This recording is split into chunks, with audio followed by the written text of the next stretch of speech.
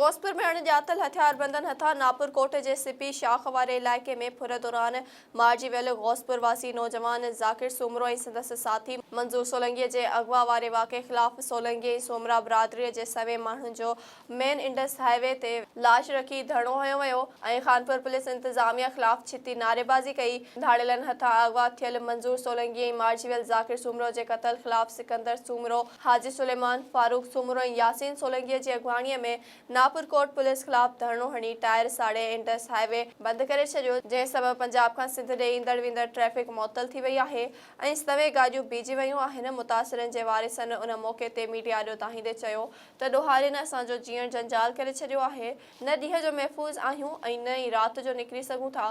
कश्मीर ऐं खानपुर ज़िलनि में मुकमल धाड़ियल राज क़ाइमु आहे। केर बि महफ़ूज़ नाहे। इलाइक़नि ते ॾोहारियुनि जो मुकमल कंट्रोल आहे। अॻवाणनि मुतालबो कयो त जेसिताईं वाक़े में मुलविस जवाबदारनि खे गिरफ़्तार न कंदव, असांजो एहतिजाज जारी रहंदो।